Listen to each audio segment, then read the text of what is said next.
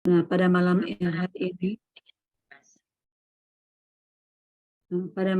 ini kita akan membahas tentang kurikulum merdeka. Mungkin ada sambutan dari Abah sebelum kita memulai pada materi selanjutnya. Ya. Baik, terima kasih Daniken telah beri waktu pada saya. Saya ingin menyampaikan sedikit ya, biar materi kemarin tinggal sedikit lagi ya. Ingin saya sampaikan satu slide.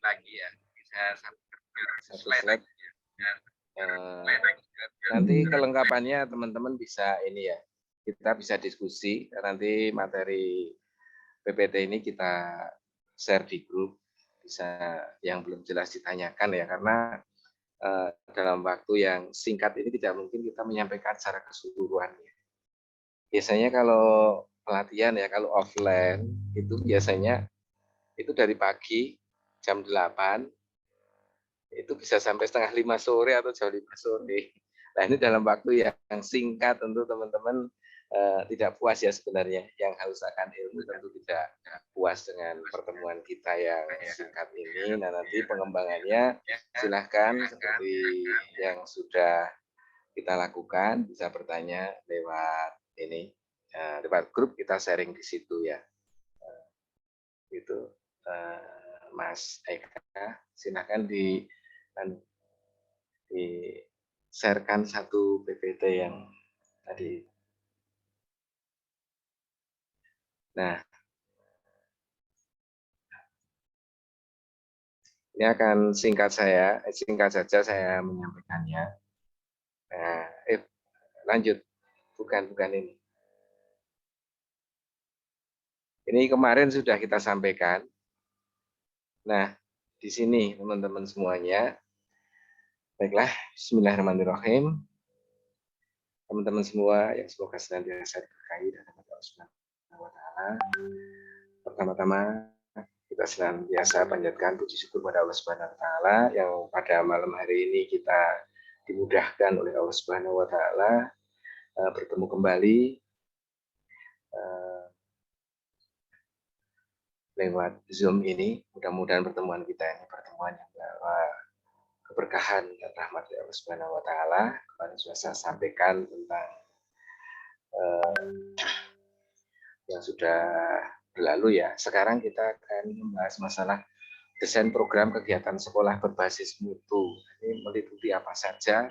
Kemarin sudah saya sampaikan juga tentang visi dan misi, itu sudah.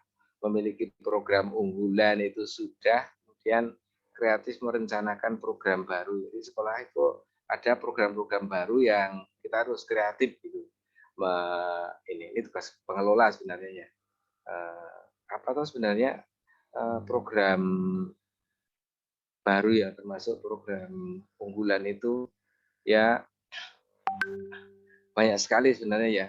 Intinya program ini sebagai pendukung program yang sudah ada.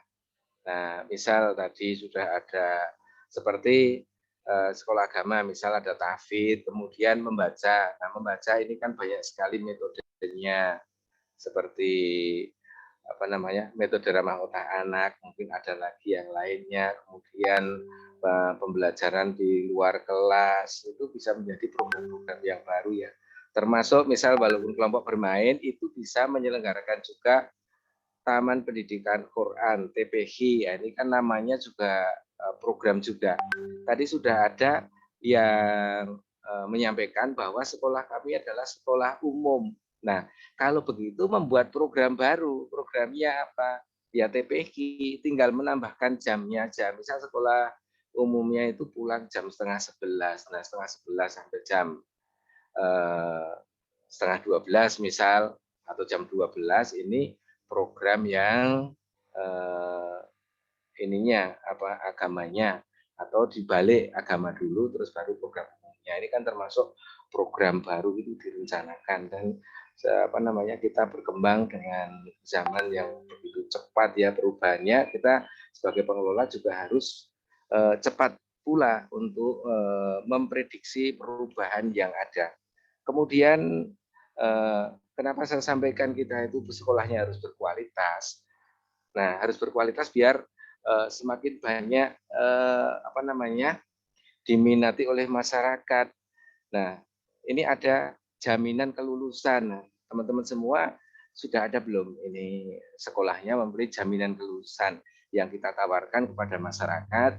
Ini loh, kalau masuk di sekolah kami, saya jamin kelulusan apa istilahnya kita menjamin lulus bisa ini. Nah, bermacam apa yang ditawarkan, misal bisa membaca dengan lancar huruf Latin, lancar membaca huruf hijaiyah, bisa hafal juz 30, hafalan doa-doa sehari-hari itu berapa, hafalan hadis, nah itu kan termasuk jaminan kelulusan. Insya Allah bisa ya, semua ini bisa dibuat.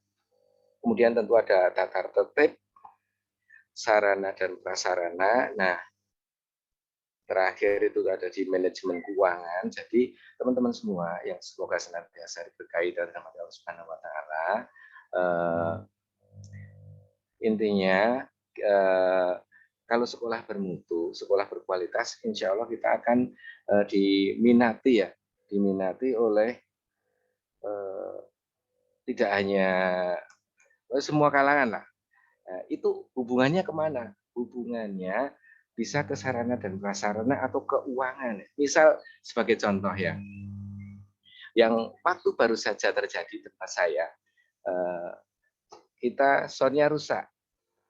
Soundnya habis kalau beli sekitar 3.500.000. Nah, karena kita itu yang menyekolahkan dari berbagai macam golongan ya, ada banyak orang kayanya juga, kita tawarkan Bapak, Ibu-ibu, saat ini sound kita rusak sehingga pembelajarannya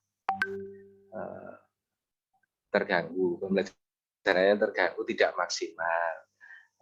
Jadi untuk saat ini kita membutuhkan sound seharga 3.500.000 itu. Kemarin itu dalam waktu singkat, hanya kita share 1 jam, langsung itu terbeli. Seperti itu. Kemudian pernah juga share untuk ampli dan sound masjid ya, itu masih baru dulu, itu membutuhkan dana 10 juta. Kita sharekan kepada wali santri untuk para orang tua ya. Itu juga dalam waktu cepat, dalam 3 hari selesai. Nah itu loh maksud saya hubungannya, kenapa kita itu punya program unggulan, kita itu harus kreatif merencanakan program unggulan, kemudian ada media itu diaktifkan. Nah itu tujuannya biar intinya memudahkan kita untuk penggalangan dana, tidak usah jauh-jauh. Yang mendukung program kita itu siapa atau kalau bukan wali, bukan orang tua. Mereka lah yang perhatian dengan kita yang paling utama. Seperti itu ya, teman-teman semua yang semoga senantiasa diberkahi dan dirahmati Allah Subhanahu wa taala. Mungkin nanti bisa dikembangkan di soal jawab ya dalam hal ini. Mari kita senantiasa berbenah mengenai diri kita biar sekolah kita semakin maju, berkualitas, sehingga nanti intinya kalau berkualitas itu banyak diminati sehingga kita akan mudah melangkah ke selanjutnya. Begitu ya teman-teman semuanya dari saya, mungkin langsung bisa dilanjutkan ke Bunda Niken gitu. Demikian Bunda Niken, silahkan dilanjutkan. Nanti mungkin lebih menariknya yang saya sampaikan ini melalui tanya jawab. Ya. Terima kasih Abah atas waktunya yang diberikan kepada saya. Semoga teman-teman semua dapat memahami materi yang padat dan singkat ini. Mungkin apabila ingin lebih jelasnya silakan datang ke Permata Islami di Kulon Progo tempat Abah mengajar. Biar nanti bisa langsung sharing segala macam. Tadi kata Abah juga kalau di sana materi dari pagi sampai sore ya Abah ya. Berarti berapa jam tuh Bang? Ada ya 12 jam ya. Sedangkan kita di sini hanya 2 jam. Kurang lebihnya seperti itu. Jadi teman-teman apabila ada yang kurang puas atau ingin mencontoh langsung silakan datang ke Sekolah Permata Islam di Kulon Progo. Itu kalau boleh tahu alamat lengkapnya di mana, Abah ya? Di Desa Tawangsari, Hmm. Kecamatan Pengasih, Kabupaten Kulon Progo. Sekarang lebih mudah Sherlock kan gini. Seperti itu. Dari Jakarta naik pesawat, ya langsung sudah dekat gitu. Atau yang di daerah Jakarta kalau banyak bisa bareng-bareng offline di sana gitu kalau siap. Saya siap Study tour ya, Mbak ya? hadir gitu. Atau nggak virtual? Ya. Hmm. Baik, sore hari kita pergi ke Parung Panjang, perginya naik kereta api. Karena kita masih diberi umur panjang, izinkan saya mulai memberikan materi kembali. Kali ini kita akan menuju materi tentang kurikulum merdeka. Tadi Abah sudah menjelaskan ya mengenai kurikulum tentang sekolah tahfiz. Biasanya kalau sekolah tahfiz itu ada ketentuan, yaitu kurikulum inti dan kurikulum tambahan ya, Bah ya. Iya. Disebutnya kurikulum apa ya, Mbak? Kalau di tempat Abah? Kalau yang saya tahu ada kurikulum inti dan kurikulum apa namanya? Kurikulum penunjang. Nah, dari Ya, kurikulum inti adalah memberikan materinya tentang apa tuh kayak akidah akhlak, terus materi ya, sehari-hari gitu kan. Lalu penunjangnya adalah tentang tahfiz ini. ya umumnya juga diajarkan. Hmm. Seperti sebenarnya seperti ini juga, seperti sekolah-sekolah yang lainnya juga materinya itu. Hmm. Iya Ya, betul, seperti materi TK yang intinya lain juga. sama persis. Gitu loh. Hmm. Maka saya katakan tadi ada sekolah umum mempelajari agama dan sekolah agama mempelajari umum. Kan tinggal ibaratnya tinggal menempelkan aja. Gitu. Iya betul. Nah, sebetulnya tuh dari usia dini juga sudah bisa gitu ya menata anak-anak untuk menjalankan program tahfiz ini gitu. Apabila teman-teman membuat suatu lesson plan yang sudah diatur sedemikian rupa sehingga memudahkan kita seperti yang kemarin saya bilang, Mbak ya. Kalau ada program itu semuanya menjadi mempermudah kerja kita kan, Mbak ya. Iya betul. Program-program tersebut. Lalu memang ada 3 dalam pembelajaran penunjang ini, yaitu Al-Quran itu memang harus pertama dihafal, kedua kita memahami, dan selanjutnya adalah kepada proses inti yaitu mengamalkan kandungan dari Al-Quran. Sehingga kalau ketiganya seimbang dijalankan di sekolah tahfiz, maka insya Allah anak-anak juga mempermudah mereka untuk menghafal. Nah, Iya betul. dalam ya, Mbak, Kak, izinkan saya untuk men-share materi pada malam ini.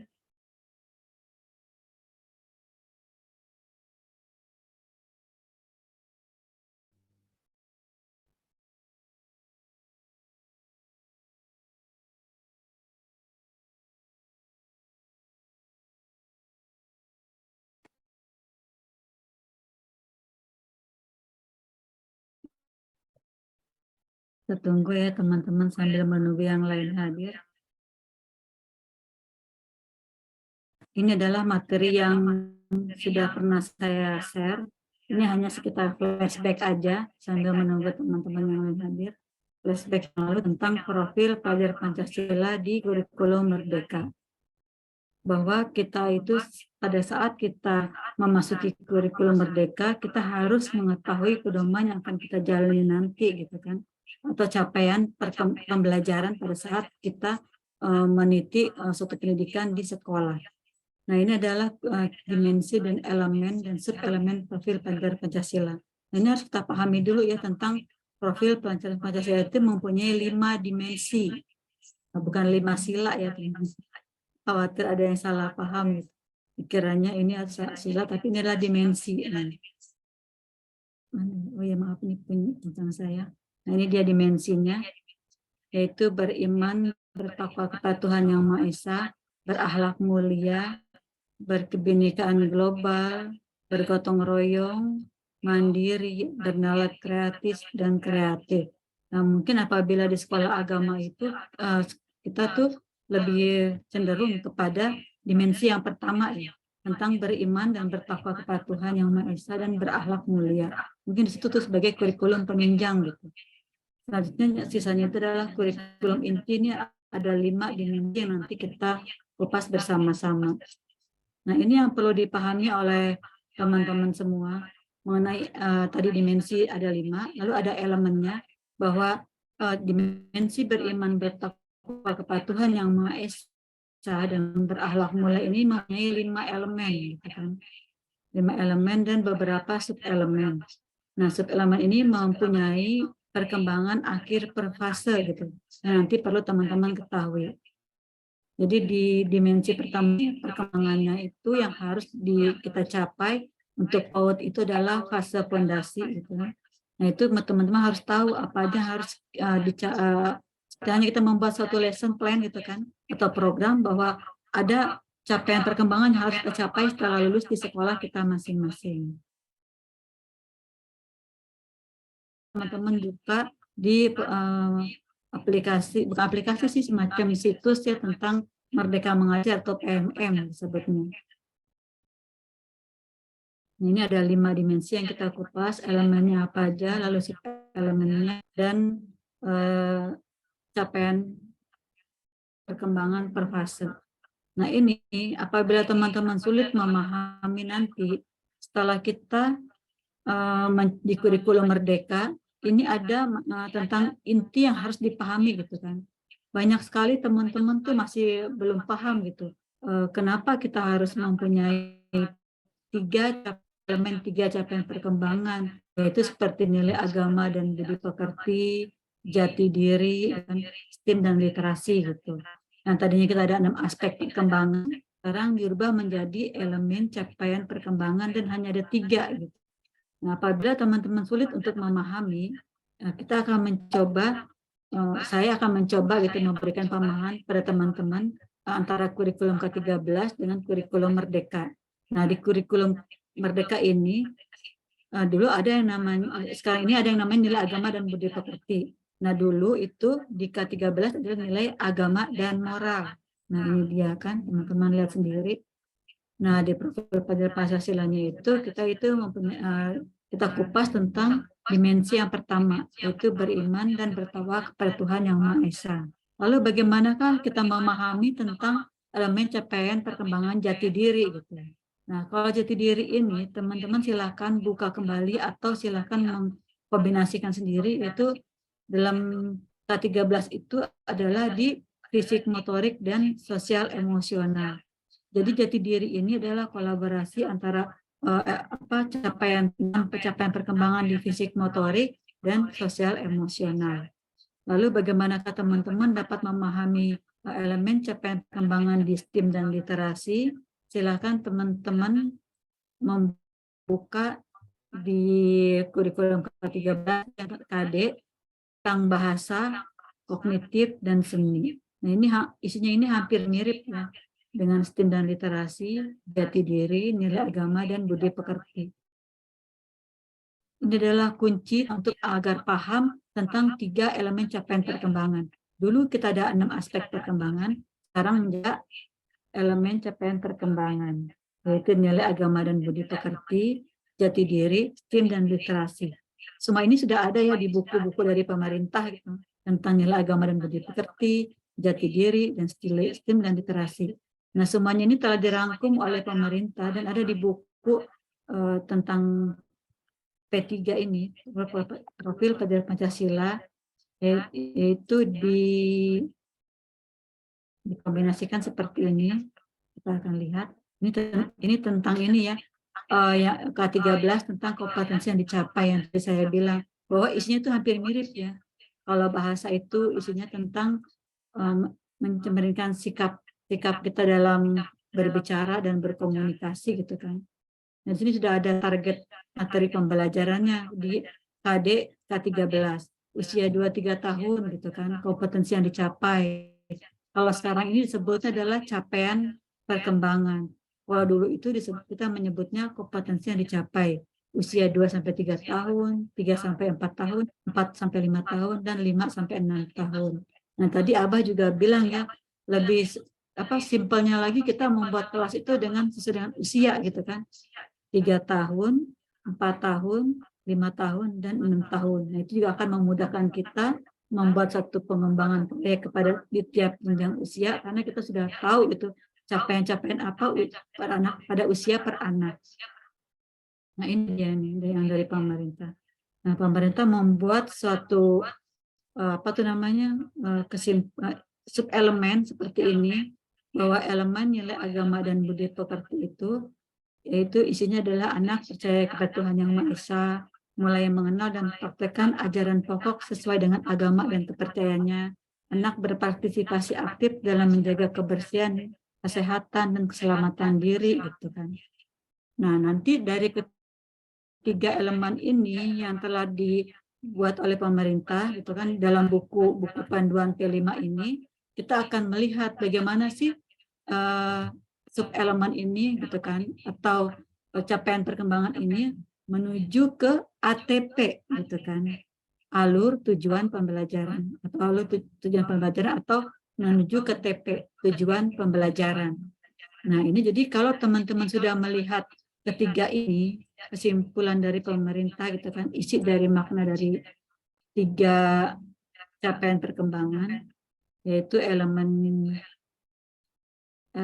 nilai agama dan budi pekerti, nilai jati diri, dan dasar-dasar literasi, matematika, sains, teknologi, rekayasa, dan seni. Baik, mudah-mudahan teman-teman mengerti semua ya. Kita akan masuk ke materi berikutnya. Ini saya tutup dulu ya, karena ini memang sudah pernah di-share sebelumnya oleh saya. Saya stop share.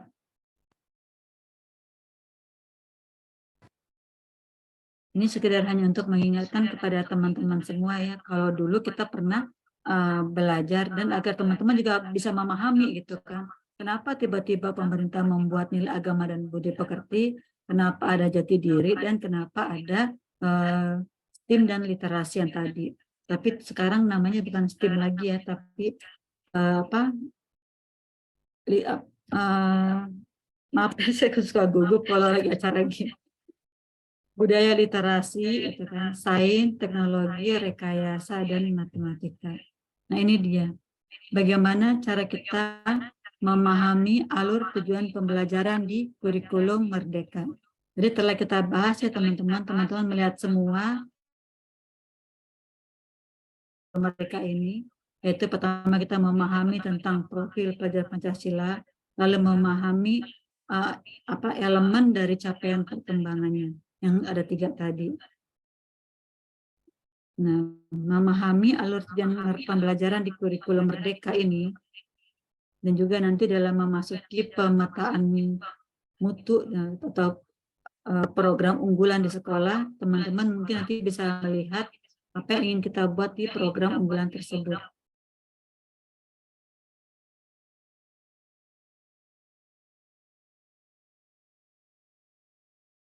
Nah, baik. Pada saat kita membuat indikator kriteria ketercapaian tujuan pembelajaran, kita harus memahami dulu ya tentang KKTP. KKTP itu adalah kriteria ketercapaian tujuan pembelajaran yang diturunkan dari indikator asesmen suatu tujuan pembelajaran. Jadi semisalkan di sini ada teman-teman membuat sekolah TAFIS atau sekolah umum, itu setiap sekolah itu harus mempunyai masing-masing kriterianya gitu kan. Dan kan dulu di K13 kita pernah mempunyai indikator asesmen juga kan terhadap anak-anak kita. Nah, sekarang bisa kita buat sesuai per usia, kita bikin program yang lebih baik lagi menuju ke ketercapaian tujuan pembelajaran. Nah, kriteria ketercapaian tujuan pembelajaran ini berfungsi untuk merefleksikan proses pembelajaran dan mendiagnosis tingkat penguasaan kompetensi peserta didik agar pendidik dapat memperbaiki proses pembelajaran dan memberikan intervensi pembelajaran yang sesuai usia kepada peserta didik, atau pembelajaran yang sesuai dengan minat dan bakat gitu kan para peserta didik. Karena memang kan kita mempunyai murid yang berbeda dalam penangkapan materi ya. Ada yang murid itu visual, audio, atau video gitu cara nangkepnya. Nah, ini kita kupas secara langsung dan akhirnya kita teliti gitu kan, bagaimana cara memberikan atau memperbaiki proses pembelajaran kita gitu kan kepada masing-masing peserta didik agar pembelajaran ini menjadi pembelajaran yang bermakna kepada semua peserta didik kita sendiri.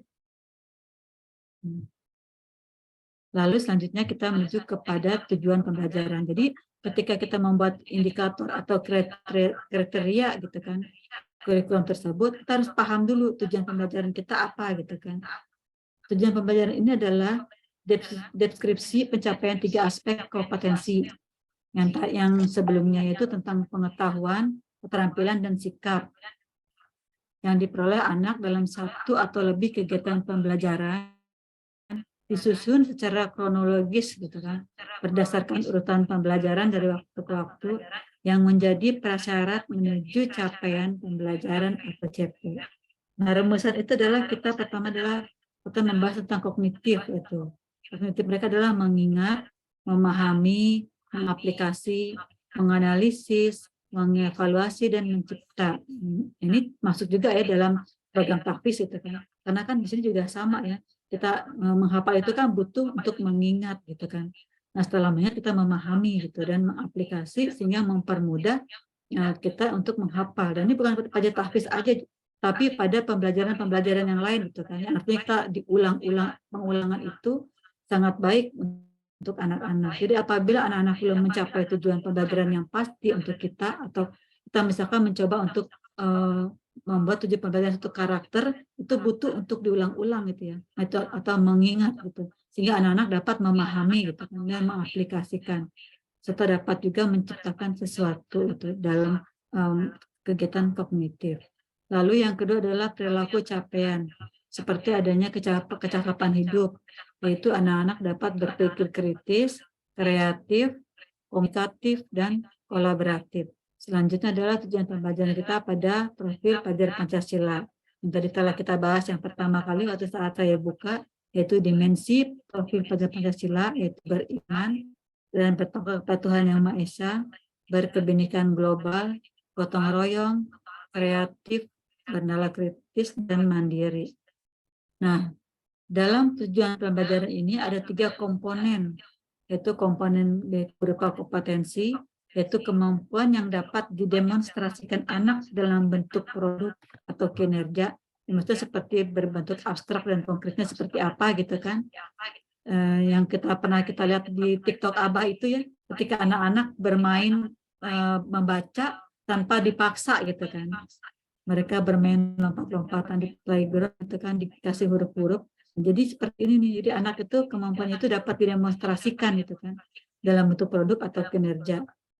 Atau juga ada gitu ya, saya pernah melihat di media sosial tentang anak-anak yang memiliki kinestetik tinggi gitu.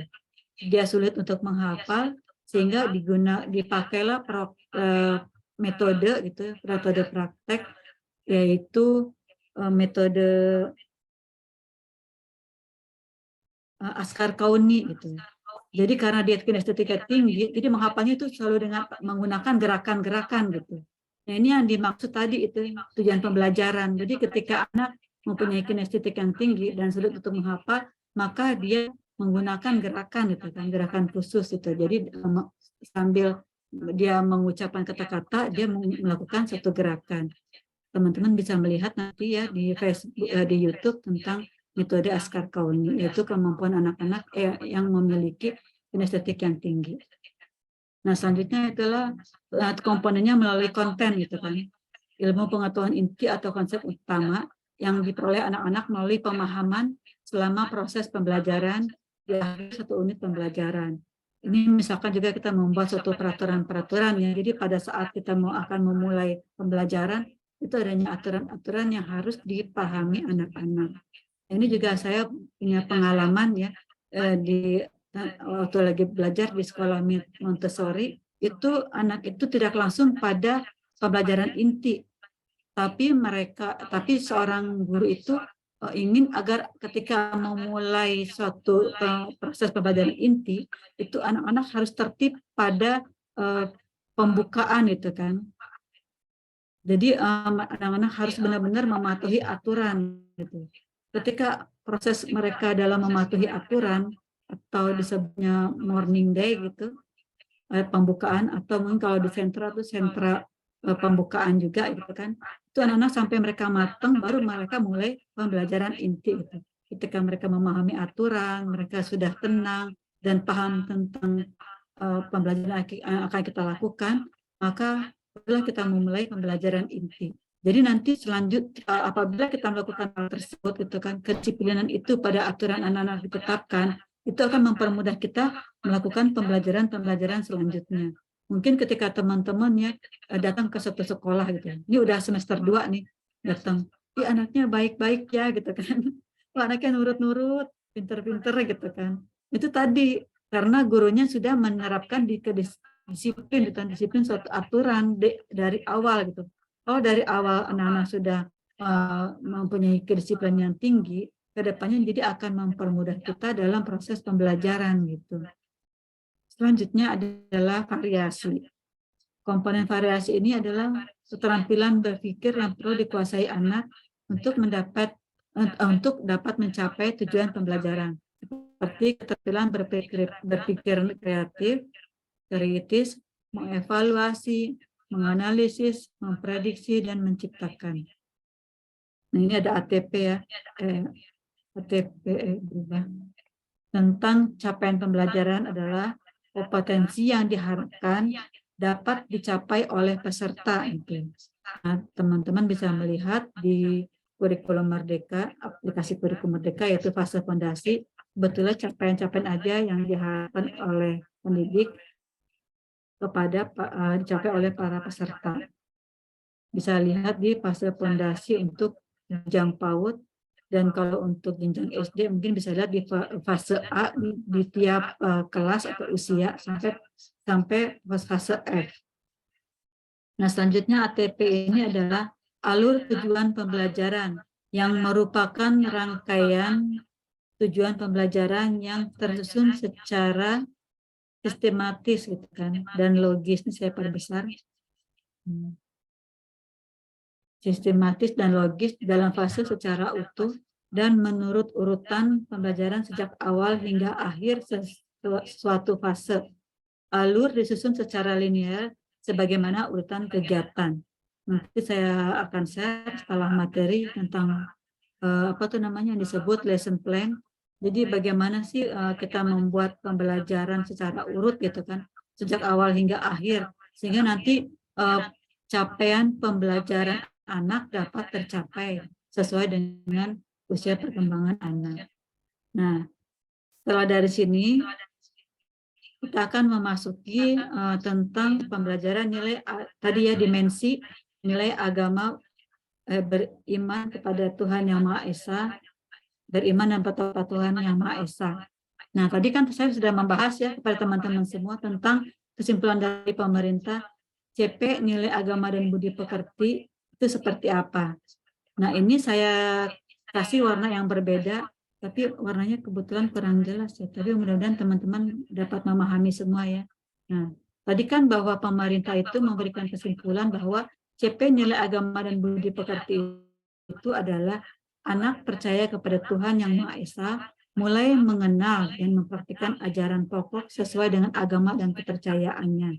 Anak berpartisipasi aktif dalam menjaga kebersihan, kesehatan, keselamatan diri sebagai bentuk rasa sayang terhadap dirinya dan rasa syukur kepada Tuhan Yang Maha Esa. Anak menghargai sesama manusia dengan berbagai perbedaannya dan mempraktikkan perilaku baik dan berakhlak mulia. Anak menghargai alam dengan cara merawatnya dan menunjukkan rasa sayang terhadap makhluk hidup yang merupakan ciptaan Tuhan Yang Maha Esa. Nah, dari kesemua CP nilai agama dan budi pekerti ini, bagaimana cara kita membuat menjadi alur tujuan pembelajaran, gitu kan? Nah, ini kita buat, kita potong-potong gitu sesuai dengan titik-titik di sini. Nah, ini teman-teman bisa lihat ya di kotak sebelahnya ini. Jadi kebetulan di kotak sebelah ini saya membuatnya ini ini nih kalau ada koma itu langsung saya pasang di nomor menjadi elemen capaiannya 1 gitu kan. lalu nanti titik berikutnya di 2 gitu kan. Tapi kalau teman-teman ingin membuat menjadi 3 elemen juga boleh gitu. Nah, ini saya membuat menjadi 5 elemen. Jadi adalah anak percaya kepada Tuhan Yang Maha Esa, gitu kan. 1 tuh tulisannya di sebelahnya. Nah, lalu tujuan pembelajarannya apa? Yaitu mempraktekkan nilai kewajiban ajaran agamanya. Nah, tujuan kegiatannya apa gitu kan? Anak dapat melaksanakan kegiatan ibadah sesuai agama dan kepercayaan, seperti berdoa sebelum dan sudah kegiatan, membaca Al-Qur'an dan juga ritual keagamaan lainnya. Nah, jadi kita potong nih per koma atau per titik gitu. Terserah teman-teman ingin membuat tujuan pembelajaran yang mana, nanti elemennya ini kita potong-potong seperti ini gitu kan. Nomor 1, nomor 2, nomor 3. Nah, mungkin kalau teman-teman agak bingung, kita masuk ke slide selanjutnya. Nah, ini tadi yang sudah saya potong. Mungkin biar lebih jelasnya teman-teman semua. Biar lebih jelasnya tadi ini. Tadi bahwa ATP nilai agama dan agama dan dipekerti, itu pertama adalah ada poin yang mengatakan bahwa anak percaya kepada Tuhan Yang Maha Esa, mulai mengenal dan mempraktikkan ajaran pokok sesuai dengan agama dan kepercayaannya. Ini saya masukkan menjadi ATP sub elemen 1 ya, yaitu ATP-nya adalah anak dapat menjelaskan adanya simbol-simbol yang merefleksikan praktik agamanya. Seperti halnya hari besar agama, anak-anak mengenal tempat ibadah dan lainnya. Yang kedua, anak mengidentifikasi kegiatan ibadah tersebut dan mempraktekkan kegiatan ibadahnya sesuai agama dan kepercayaannya. Dan ini kita dapat perunutannya itu, sebentar.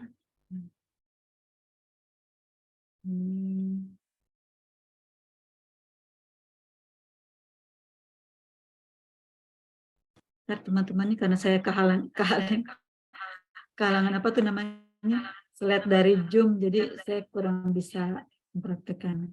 Nah, ini dia. Jadi ada penuturan dasar gitu kan. Nah, penuturan dasarnya seperti apa? Teman-teman bisa melihat ke potensi yang mudah dulu kepada anak-anak, lalu mengenalkan ke yang lebih sulit gitu kan. Ini contohnya adalah mengenal yang lebih mudah itu memahami atau mengenal nama-nama makhluk Tuhan, makhluk Allah gitu kan. Seperti hanya mungkin mengenal ciptaan mana yang ciptaan manusia, mana yang ciptaan Allah gitu kan. Jadi yang lebih mudah itu adalah mengenal nama-namanya dulu gitu kan. Nama-nama makhluk hidup di sekitar ciptaan Tuhan. Lalu bisa juga teman-teman perunutan itu berdasarkan kompetensi atau scaffolding gitu kan. Perunutan berdasarkan scaffolding yaitu pertama awalnya anak dilibatkan dengan diajak ikut serta atau melihat gitu kan. Melihat kegiatan di masjid tentang sholat seperti ini, lalu perlahan-lahan mulai diajak mempraktekannya secara mandiri. Jadi ini yang disebut perunutan, gitu kan? Perunutan yang berdasarkan kompetensi yang mudah menuju ke sulit dan berdasarkan scaffolding. Jadi teman-teman bisa ambil 2 alur tujuan kegiatan, mau yang lebih sulit ke mudah, menuju mudah ke sulit berbalik, maaf. Lalu yang kedua adalah berdasarkan scaffolding atau praktek langsung. Nah, selanjutnya ini kan yang tadi saya potong ya, menuju sub elemen pertama, lalu potongan kedua itu, nah ini dia, sub elemen kedua. Tadi kan, bahwa anak berpartisipasi aktif dalam menjaga kebersihan, kesehatan, keselamatan diri, sebagai bentuk rasa sayang terhadap dirinya, dan rasa syukur kepada Tuhan Yang Maha Esa. Jadi teman-teman ini komponen yang kursor saya gerakan ini adalah yang tadi ya, bahwa yang kesimpulan yang kotak tadi yang berisi nilai agama dan budi pekerti. Ini saya potong-potong jadi seperti ini. Nah, ini saya masukkan ke dalam kebersihan diri gitu kan. Nah, TP-nya itu adalah anak melakukan kegiatan bina diri. Tentunya anak terbiasa untuk bersih gitu kan. Misalkan sehabis BAK atau BAB kita memberikan tentang toilet training gitu kan, bahwa nanti sebelum masuk kamar mandi berdoa dulu ya kan. Setelah berdoa anak posisi menghadapnya untuk untuk BAK itu seperti apa gitu kan, misalnya tidak menghadap kiblat, dia menghadap ke sini, dan tempatnya juga sama seperti itu, tempatnya tempat yang bersih gitu kan, tempatnya sesuai, misalnya dekat lubang air atau di apa tuh namanya, di tempat kloset seperti itu. Nanti setelah itu anak-anak mencuci tangan gitu kan. Nah, lalu ada kebersihan diri, menggosok gigi, memakai pakaian gitu kan. Nah, tadi ini perunutan berdasarkannya bisa kita ambil dari mulai dari yang mampu dilakukan atau yang mudah, selanjutnya hingga mencapai yang sulit gitu kan, atau susah. Ini tentang kebersihan diri ya, saya membuatnya. Selanjutnya ATP sub elemen 2, nah ini dia. Jadi ada kesehatan, jadi ATP di sub elemen 2 ini ada 3 saya buat. Nah, tadi kan menjaga kebersihan, lalu ini menjaga kesehatan dan menjaga keselamatan. Jadi seperti ini potongan-potongan yang tadi itu kan, potongan-potongan dari kata-kata tersebut. Nah, potongan selanjutnya adalah lalu tujuan pembelajarannya apa sih dari potongan-potongan tadi saya buat itu? Yaitu yang pertama adalah menunjukkan kesediaan untuk terlibat dengan kegiatan yang terkait dengan aktivitas membersihkan tubuhnya. Yang kedua, menunjukkan kesediaan untuk mengkonsumsi minuman sehat dan makanan bergizi. Yang ketiga, menunjukkan kesediaan untuk terlibat dalam kegiatan yang terkait dengan aktivitas berolahraga. Yang keempat, menunjukkan kesediaan untuk menjaga keselamatan dirinya. Yang kelima, menunjukkan keterampilan untuk melakukan koordinasi motorik kasar dan halus. Jadi kalau dulu sudah tertata di KD gitu kan, nah kalau untuk di kurikulum Merdeka kita buat sendiri gitu. Jadi kita bisa membuat potongan-potongan, lalu kita buat tujuan pembelajarannya dapat sesuai dengan buku panduan atau kita mengkolaborasikan dari yang K13. Nah, selanjutnya adalah ini masih dinilai agama, dan ini Bu ya, masih dinilai agama dan budi pekerti, masih di CP1. Tadi kan potongannya saya masukkan ke ATP 2. Sekarang saya masukin ATP 3, yaitu sub elemen 3. Sub elemen 3 ini berisi tentang anak menghargai sesama manusia dengan berbagai perbedaannya dan mempraktikkan perilaku baik dan berakhlak mulia. Mungkin teman-teman pernah mendengar ya tentang materi-materi 3 dosa besar yang harus dijauhi gitu kan oleh sekolah atau lembaga-lembaga. 3 dosa besar itu seperti apa? Yang tadi itu yang tentang ketika anak tidak menghargai kepercayaan orang lain gitu kan, atau budaya orang lain. Yang kedua adanya bullying. Yang ketiga yaitu menjauhkan menginikan perbedaan gitu kan, atau ras. Jadi ini yang masuk dalam materi yang 3 dosa besar.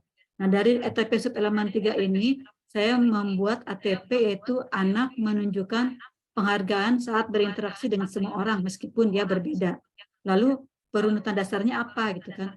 Dilakukan konsep yang lebih konkret atau ini berdasarkan scaffolding ya, ke konsep yang abstrak, yaitu observasi anak terhadap apa yang sama dan apa yang berbeda antara dirinya dengan lingkungannya, hingga menjadi lebih abstrak, dan dia tuh dapat memahami gitu, oh budaya dia seperti itu, atau misalkan oh agama mereka menjalankan ibadahnya seperti itu, kita seperti ini, kayak gitu kan. Jadi mereka langsung gitu kan ke konsep abstrak atau scaffolding. Jadi lebih enaknya kita langsung gitu kan memperlihatkan, bisa berupa video atau berupa melihat langsung keadaan di sekitar lingkungan kita gitu kan, perbedaan-perbedaan yang terjadi gitu kan di tempat kita.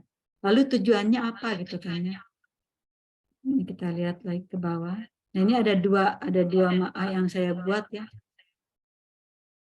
Ada 2, yaitu yang keduanya anak mampu mengajak teman lainnya untuk melakukan hal baik sederhana di lingkungan, misalnya bermain bersama, membantu guru, dan lainnya.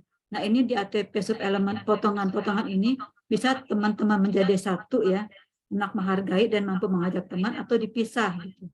Kebetulan saya dipisah ya potongan ini, potongan dari dan dari pemerintah tentang nilai agama dan budi pekerti. Nah, ini tujuan pembelajarannya. Tujuan pembelajarannya ini yaitu yang pertama untuk mengenal dan menghormati adanya perbedaan agama dan kepercayaan di lingkungan kita. Yang kedua, menunjukkan sopan santun atau tata krama dan akhlak yang baik dalam bertindak dan berbicara. Yang ketiga adalah membangun kemampuan regulasi diri, yaitu menunjukkan perilaku yang terkendali sesuai harapan lingkungan, seperti dapat menunggu, menunda, mengikuti aturan sederhana tanpa diingatkan. Atau membangun kemampuan regulasi diri bagi sekolah agama adalah yaitu memantapkan akidah, ya kan. Jadi apabila ada hal-hal yang lain gitu kan, hal-hal yang kurang baik, kita bisa memantapkan akidah pada anak-anak kita sendiri sehingga dia dapat membangun kemampuan regulasi dirinya. Nah, ini masih nilai agama dan budi pekerti. Mungkin banyak ya saya buat. Maaf ya kalau misalkan sampai lama. Selanjutnya adalah anak menghargai alam dengan cara merawatnya dan menunjukkan rasa sayang terhadap makhluk hidup yang merupakan ciptaan Tuhan yang Maha Esa. Nanti mungkin akan saya bagikan PPT-nya. Ini masih di nilai agama dan budi pekerti ya. Sub elemen 4, selanjutnya sebentar ini ada yang macet teman-teman.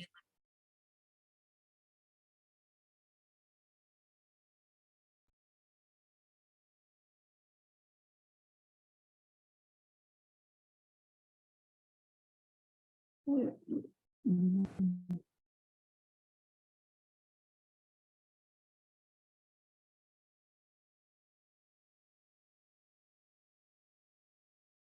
tadi ini ya, sub elemen 4, tadi maaf ada gangguan di laptop saya nih, kebetulan macet. Lalu bagaimana cara membuat modul ajarnya gitu kan. Nah, modul ajar apabila kita lebih cenderung ke tadi ya kurikulum bernilai agama gitu kan, tadi nilai agama dan budi pekerti, ini contoh kurikulumnya gitu kan. Bukan kurikulum, maksudnya ini adalah modul ajar gitu, modul ajar. Nah, modul ajar ini terdiri dari yang pertama adalah kita buat tanggal dan waktu, dan seperti ini saya perbesar agar teman-teman bisa melihat semua. Yang pertama adalah tujuan pembelajarannya apa gitu kan. Tadi kan sudah saya sebutkan kan per poin-poinnya itu sampai panjang. Ini baru nilai agama aja ya. Kita tuh harus mempunyai waktu yang lebih ternyata. Harus padat dan singkat. Tadi sudah saya kejar ke sini tentang membuat modul ajar. Pertama-tama ini teman-teman boleh tujuan pembelajaran aja dan boleh ditambahkan dengan tujuan kegiatan. Jadi ini tidak masalah ya antara dua ini. Boleh tujuan pembelajaran aja, boleh juga ditambahkan dengan tujuan kegiatan. Nah, tujuan pembelajaran ini kita ngambil topik tentang kucing hewan peliharaanku gitu kan. Jadi kita adanya mengenal kucing dalam topik tentang hewan, yaitu pertama tujuan pembelajarannya adalah menunjukkan sikap menyayangi makhluk ciptaan Tuhan. Lalu selanjutnya scaffoldingnya adalah menunjukkan rasa ingin tahu melalui eksplorasi benda sekitar. Jadi itu kucingnya kita langsung kita bawa ke kelas atau kita langsung melihat kucing. Kan sering tuh ya kalau kita lagi belajar di luar gitu, tuh kucing banyak yang lewat gitu kalau di tempat saya. Tapi nggak tahu kalau di tempat teman-teman di daerah komplek itu, mungkin agak susah ya melihat kucing. Kalau tempat saya sih kucing biasa ada gitu di halaman belakang. Nah, kemudian tujuan kegiatannya adalah anak mengetahui tata cara merawat hewan dan peliharaannya. Jadi ini boleh dicantumkan dan boleh juga tidak ya, sesuai dengan kebutuhan yang KSP atau kurikulum yang teman-teman buat semua. Jadi tujuan kegiatan ini boleh merupakan kegiatan opsional, jadi boleh dicantumkan dan boleh tidak. Saya kembalikan dulu sebentar. Nah, lalu ada bahan dan alat. Jadi setelah ada tujuan pembelajaran, itu harus ada bahan dan alat. Gitu. Ini tidak boleh ketinggalan nih bahan dan alat. Jadi apapun kegiatan teman-teman buat, kalau dicantumkan bahan dan alat. Ini bahan dan alatnya, gitu kan. Jadi kita bisa membuat rumah kucing dari balok, gitu kan, dari Lego, dari sumpit kita membuat kucingnya, gitu kan. Dari stick es krim atau batu-batuan, ini selama untuk 1 minggu, gitu kan. Terserah teman-teman nanti mau membuat apa dalam 1 minggu, kita cantumkan di sini. Jadi di sini ini permainan lospat ya, kebetulan yang saya gunakan. Jadi ada kadak pancing, ranting, daun-daunan gitu kan. stik es krim, batu-batuan. Dan ini adalah dari Losprat yang saya buat dalam kegiatan tentang kucing.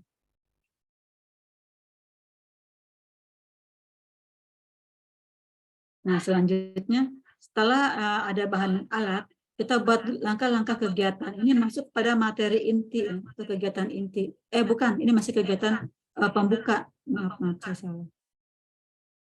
Nah, kegiatan pembuka ini teman-teman silakan buat di sini tentang rutinitas pembukaan gitu kan, sesuai dengan rutinitas di sekolah masing-masing. Misalnya ada berbaris, ada ikrar, ada salam. Jadi tergantung dari SOP masing-masing teman-teman semua. Bagaimanakah SOP yang teman-teman buat, silakan dicantumkan di kegiatan pembukaan.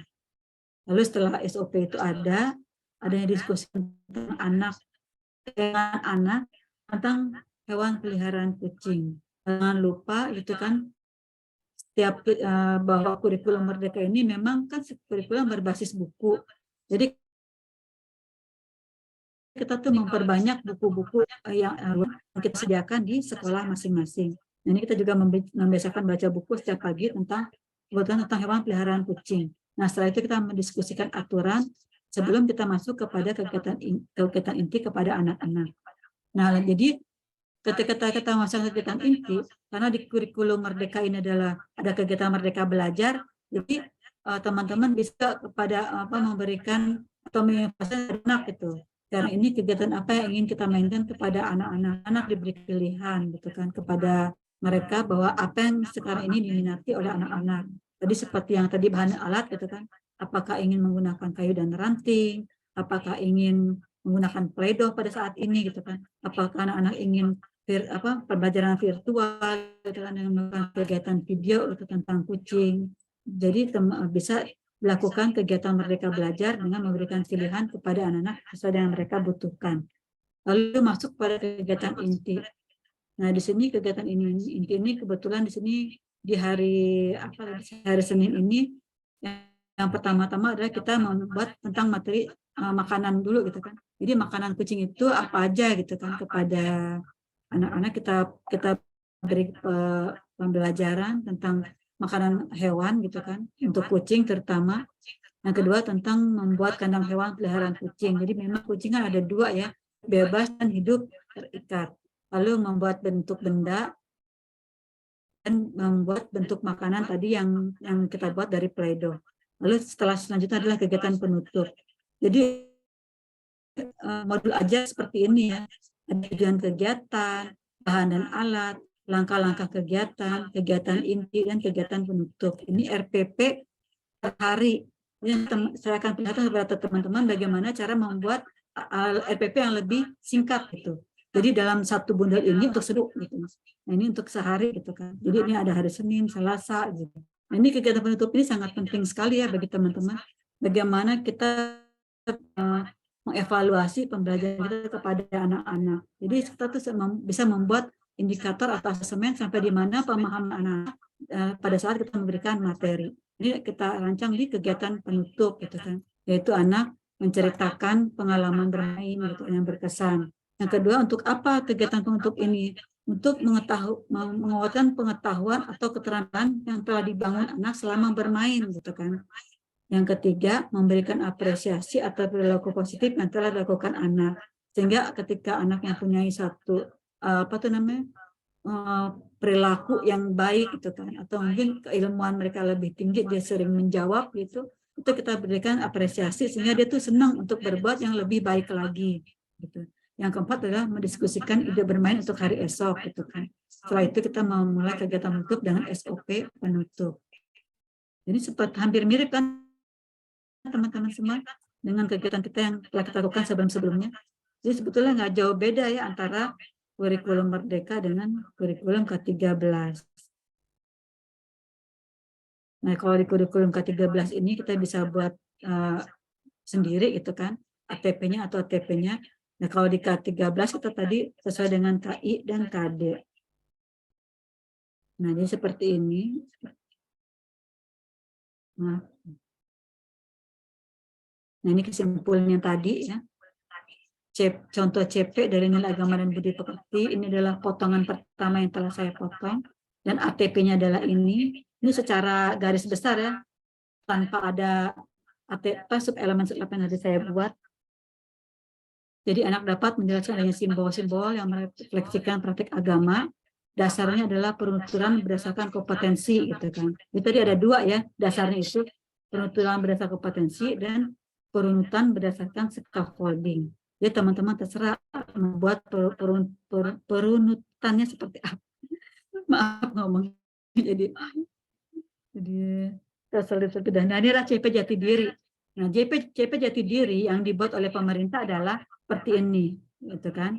Anak mengenali, mengekspresikan dan mengelola emosi diri serta membangun hubungan sosial secara sehat. Anak mengenal dan memiliki perilaku positif terhadap diri dan lingkungan, keluarga, sekolah, masyarakat, negara dan dunia, gitu kan. Serta rasa bangga sebagai anak Indonesia berlandaskan agama. Nah, ini ada yang menarik nih. Ada dengan kata-kata dunia gitu. Jadi saya mempunyai anak ya gitu kan, dia kan belajar tahfiz juga. Jadi selain kita mengenalkan di lingkungan kita gitu kan, mengenalkan anak-anak, kita juga alangkah baiknya gitu kan mengenalkan kurikulum di negara lain itu. Contohnya Turki gitu kan. Dia juga mempunyai pembelajaran kurikulum seperti ini gitu kan. Atau enggak di negara apa tuh Afrika yaitu Aljazair itu kan banyak ya. Itu kita kenalkan juga gitu. Cara mereka membelajarkan tahfiz seperti apa, atau enggak di negara yang terdekat seperti Malaysia atau Brunei gitu kan, cara mereka memberikan pembelajaran tahfiz seperti apa, atau bagaimanakah cara mereka mengembangkan keilmuan mereka sehingga mereka menjadi pintar di sekolah, seperti itu. Ini alangkah baiknya seperti itu. Jadi kita bisa mengenalkan diri kita, juga mengenalkan negara lain. Ini masuk ke dalam CP Jati Diri ya, mengenalkan budaya lain. Seperti itu. Nah, ini sengaja saya beri warna yang berbeda gitu. Jadi teman-teman bisa lihat potongan-potongan dari kalimat tersebut gitu kan. Dari CP Jati Diri yang ada yang terdapat di buku profil pelajar Pancasila yang dari pemerintah. Ini saya potong ya. Anak mengenali, mengekspresikan, mengelola emosi diri, serta membangun hubungan sosial secara sehat. Nomor 1 ini. Lihat di kotak yang sebelah kiri. Nah, ini ada ATP-nya yaitu atau TP-nya yaitu memperingati hari-hari besar nasional, memiliki sikap positif, berpartisipasi aktif dalam menjaga kebersihan, kesehatan dan keselamatan diri. Ini ada ATP-nya. ATP-nya anak dapat mengenali, mengelola dan mengekspresikan diri serta membangun hubungan sosial secara sehat. Nah, ini kan secara singkat ya teman-teman, secara global yang saya buat yang sebelah kiri. Nah, teman-teman bisa buat nanti secara terserah nih, mau mengenali anak mengenali dulu atau dipotong, membuat ATP-nya, anak mengekspresikan seperti apa, dan anak mengelola emosi seperti apa. Silahkan teman-teman kembangkan sendiri ATP-nya gitu. Silahkan teman-teman potong-potong sendiri bagaimana konseptualnya apa gitu kan. Mengapa sih kita harus konseptualnya seperti ini? Nah, ini. Yang pertama adalah adanya rasa sayang dan perhatian kepada diri sendiri itu penting dibiasakan sejak dini gitu. Sebelum memunculkan rasa sayang dan perhatian kepada orang lain maupun hal-hal di luar diri sendiri. Jadi ketika anak sudah bisa mempunyai rasa sayang perhatian kepada diri sendiri, itu dia dapat membangun regulasinya gitu kan. Setelah itu dia bisa memiliki rasa empati. Yang kedua adalah kemampuan untuk mengatur pikiran, perasaan, dan perilaku diri menjadi dasar agar dapat mencapai tujuan belajar dan pengembangan diri baik di bidang akademik maupun non-akademik. Jadi ketika dia bisa mengatur perasaan atau emosinya di kelas, tadi seperti saya bilang, ketika morning day-nya itu sudah terkondisikan, gitu kan, pembelajaran di awal, jadi mereka akan dapat mengembangkan diri dengan baik, gitu. Dan tujuan pembelajaran juga akan mudah dicapai. Yang ketiga, sebagai warga Indonesia dengan keberagaman yang kita miliki itu ya, kita perlu memiliki perasaan bangga terhadap identitas diri, keluarga, serta latar belakang budaya dengan berlandaskan Pancasila.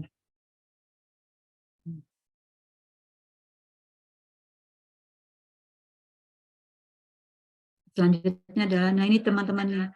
Jadi saya buat per kotaknya. Ini memang yang tadi saya cerita ke teman-teman kan. Jadi teman-teman bisa memotong potongan-potongan dari yang apa tuh, materi yang tadi tentang CP jati diri, bisa teman-teman potong seperti ini nih, gitu kan.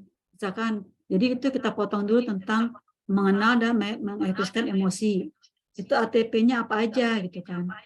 Di sini kan anak mengenali, mengekspresikan dan mengelola emosi, serta membangun hubungan sosial secara sehat. ATP-nya apa aja? ATP-nya adalah anak memberikan respon dapat dalam bentuk verbal maupun non-verbal yang sesuai dengan ekspresi emosi orang lain. Jadi seperti ini, jadi saya juga tidak bisa memberikan secara, mungkin kalau dibacakan bisa ini ya, bisa lama waktunya, saya coba persingkat. Mungkin teman-teman bisa lihat kan, kalau misalnya kurang besar, silakan pencet itunya kan, HP-nya nanti diperbesar pakai jari, gitu kan. Tinggal diklik dan diperbesar dengan jari kita gitu. Jadi teman-teman bisa melihat secara langsung. Nah, tujuan pembelajarannya apa dengan saya membuat potongan-potongan ini gitu kan, dari ketiga potongan ini, yaitu satu, yaitu anak mampu mengenali emosi yang dirasakannya dan situasi yang menyebabkannya. Jadi apa sumbernya itu gitu kan, sehingga dia dapat mengenali emosi tersebut. Lalu yang kedua, anak mampu mengenali emosi orang-orang terdekat melalui kemampuannya mengidentifikasi berbagai ekspresi wajah yang ditunjukkan kepadanya. Misalkan ekspresi marah, ekspresi senang, terkejut, sedih, dan lain-lain. Yang ketiga, anak mampu mengekspresikan emosinya secara wajar. Yang keempat, anak mampu menggunakan strategi sederhana untuk meregulasi diri dan mengelola emosinya. Jadi seperti ini teman-teman ya. Potongan-potongan itu kita buat ATP dan nanti setelah itu kita buat TP ini. Ini elemen 2 tentang jati diri juga. Yang potongan-potongan tadi saya buat seperti ini. Nah ini tadi kan sesuai kan yang tadi saya bilang bahwa kuncinya dalam sosial percampuran atau kombinasi antara sosial emosional dan fisik motorik gitu kan. Jadi di sinilah terlihat dan terbukti bahwa memang bahwa di jati diri itu yang dulunya itu adalah kombinasi 6 aspek perkembangan di sosial emosional dan fisik motorik. Jadi isinya seperti ini kan tentang emosi, tentang sosial emosional dan tentang fisik motorik. Di kata selanjutnya tadi yang apa? Yang warnanya saya bedakan, ini adalah tentang subelemen 4 tentang motorik kasar. Ini masih di jati diri ya teman-teman. Jadi seperti ini. Nah ini dia. Jadi saya buat 2. Jadi sosial emosional ada 3 ATP dan kalau fisik motorik ada 2 ya, 2 ATP. Nah ini membuat modul ajarnya seperti ini. Modul ajarnya adalah ada tujuan pembelajaran, tujuan kegiatan. Tadi tujuan kegiatan itu merupakan opsional ya, jadi boleh dipakai, boleh tidak. Yang ketiga adanya kegiatan awal, kegiatan inti, dan kegiatan akhir atau penutup. Nah ini ada asesmennya. Asesmennya adalah hal yang dapat dilakukan guru pada saat asesmen, yaitu mengobservasi anak terkait dengan perilaku menjaga kebersihan diri dan mengeksplorasi benda-benda di sekitarnya, mendokumentasikan proses kegiatan anak dan hasil karya anak, mencatat hasil pengamatan menggunakan anekdot. Selanjutnya adalah tadi ya, tentang CP, literasi, matematika, CP, dasar literasi, matematika, sains, teknologi, rekayasa, dan seni. Ini teman-teman lihat semua, ini saya bedakan warna-warnanya di sini. Nah, bisa lihat kan, maaf ini ketutupan. Jadi saya bedakan. Jadi sengaja gitu biar teman-teman paham gitu bahwa ini ada potongan-potongan inilah yang nanti akan kita buat menjadi ATP gitu. Nah, jadi misalnya contohnya seperti ini nih. Anak mengenali, memahami berbagai informasi. Oh enggak, di sini anak menunjukkan, oh yang ini yang ungu ya. Ini adalah potongan yang ungu. Anak menunjukkan kemampuan dasar berpikir kritis, kreatif, dan kolaboratif. Subelemennya yang tadi dari profil Pancasila. Lalu ATP-nya kita buat seperti ini, yaitu agar anak berpartisipasi aktif menanggapi bacaan gitu kan, baik diminta atau tidak, dan memahami bahwa makna tanda baca pada buku gitu kan, seperti koma, titik, tanda kutip, seperti itu. Jadi ketika anak membaca buku, kita harus memberikan makna tanda baca dalam buku tersebut gitu kan. Dasarnya apa? Itu peruntunannya berdasarkan pada kompetensi sederhana.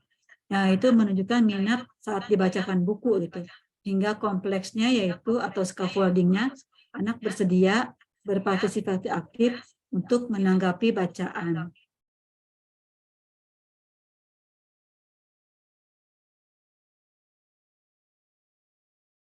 Nah, jadi kalau yang ini saya singkat segini aja ya.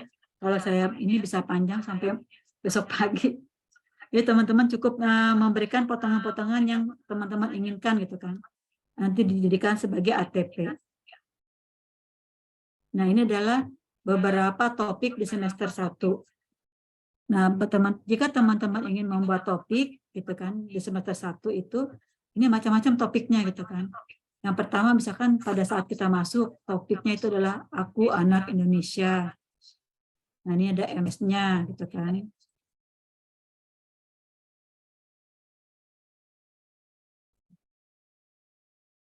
Maaf ya, ada lambat laptopnya.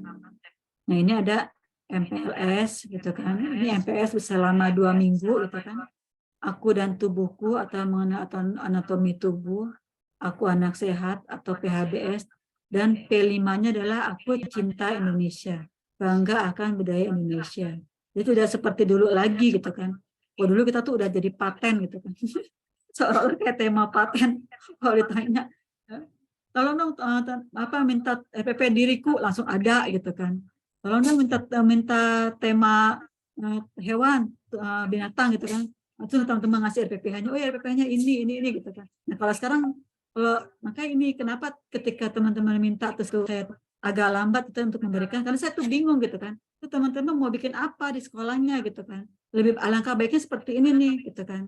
Kita sama di acara ini kita bikin bersama-sama gitu kan. Misalkan kan nggak mungkin kalau jangankan jarak jauh ya, beda misalkan kayak saya di Tangerang, Abah di Kulon Progo gitu kan. Mungkin antara Abah dan Pak Purwanto juga itu memiliki karakteristik yang berbeda gitu kan, SP-nya ya kan. Atau enggak mungkin jarak 15 km atau beda komplek, oh kompleknya ini mah gitu kan. Dia sering banyak pohon mangga gitu. Sedangkan komplek saya itu banyak sekali kebun-kebun atau masih ada sawah gitu kan. Itu juga itu memiliki bisa topik yang berbeda gitu. Jadi dengan jarak sekian aja, dengan karakter atau PSP yang berbeda, itu memiliki topik yang berbeda. Jadi nggak bisa sama dari tiap sekolah gitu kan. Tergantung dari karakteristik atau lingkungan yang ada di daerah masing-masing. Nah, jadi jangankan beda provinsi itu kan, beda komplek aja juga bisa mempunyai perbedaan karakteristik di sekolah masing-masing.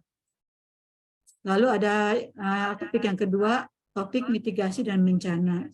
Jadi ini percampuran ya. Kalau teman-teman lihat, kalau zaman dulu kan gunung meletus itu adanya selalu di akhir kan, masuk alam semesta ya kan, atau bencana alam. Nah ini kita masukkan di yang pertama itu. Karena apa? Karena kita mencoba, karena pada saat ini kan musim hujan gitu kan, di bulan September itu banyak ada berita-berita atau isu-isu yang berkaitan dengan gunung meletus atau berkaitan dengan tanah longsor. Jadi kita masukkan langsung di topik berikutnya gitu. Jadi kita nggak nunggu sampai bulan Juli kayak sekarang nih untuk menekan gunung meletus gitu kan. Tapi kalau di kurikulum Merdeka di mana ada isu-isu terkait, itu kita sudah bisa menjalankan topik kita gitu kan. Jadi misalkan di awal kita masuk sudah ada gunung meletus, sudah ada tentang kebakaran, itu sudah mulai kita masukkan di sini gitu. Jadi kita nggak harus nunggu di akhir bulan Juni atau Juli kita baru mengenalkan gunung meletus atau mitigasi bencana. Lalu ada kegiatan outdoor atau class activity itu kan. Ini nanti masuk ke P5 juga bisa itu kan.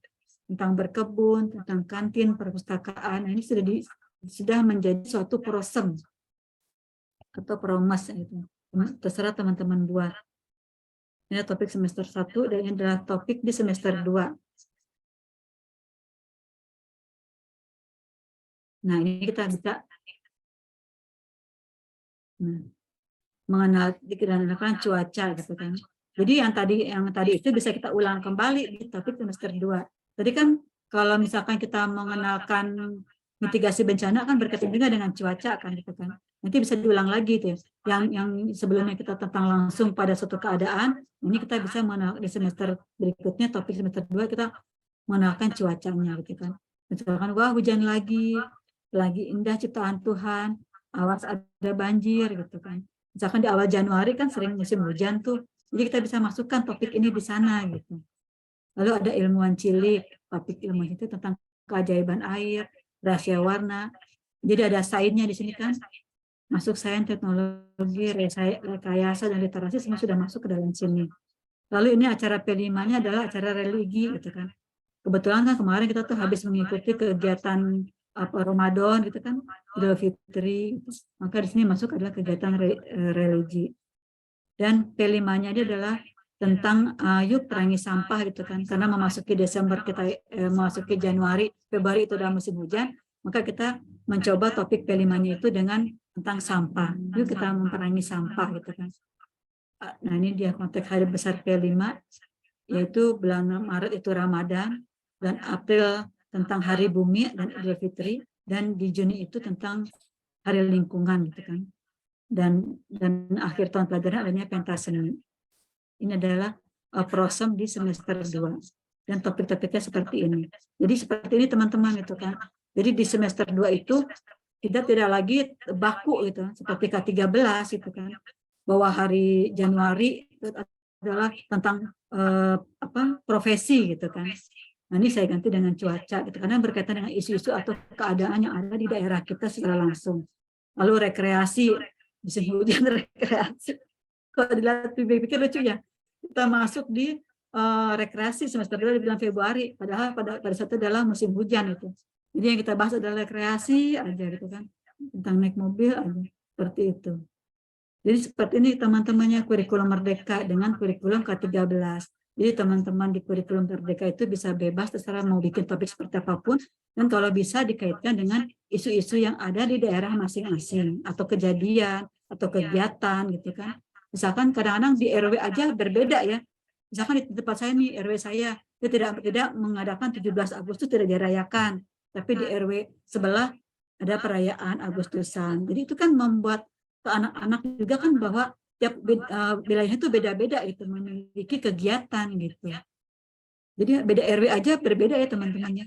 Kayak RW saya tuh paling susah banget kalau mengadakan Agustusan gitu. Tapi di RW sebelah tuh aktif sekali gitu, sampai ada karnaval gitu kan. Sampai ada apa tuh lomba-lombanya tuh heboh gitu. Di RW pernah hanya RW ya, beda jarak berapa meter kan dari rumah, itu aja sudah memiliki kebudayaan yang berbeda. Jadi itulah maksud dari kurikulum merdeka. Kenapa adanya kurikulum merdeka? Jadi seperti itu. Jadi kita membuat program atau kegiatan berdasarkan karakteristik dan juga kegiatan yang daerah kita masing-masing. Nah, ini adalah protanya seperti ini. Kenapa kita harus ada prota? Prota kurikulum merdeka adalah agenda kegiatan selama setahun dalam mendukung tercapainya capaian pembelajaran atau tumbuh kembangnya anak usia dini maupun aspek koordinasi dengan stakeholder terkait termasuk orang tua. Mungkin sampai di sini dulu sebelum saya melanjutkan kembali. Apakah ada pertanyaan yang ingin disampaikan oleh teman-teman? Atau mungkin karena terpaku ya, bingung semua. Silakan yang ingin bertanya sebelum saya membahas panjang lebar. Dikembangkan melalui soal jawab ini. Sepertinya. Atau mungkin teman-teman jangan pada tidur ya dengar saya kebanyakan bicara. Oh ya, ini Kumala Setianingrum, resen, silakan. Maaf saya belum nggak bisa melihat obrolan. Silakan Mbak Kumala Sari dibuka ininya suaranya.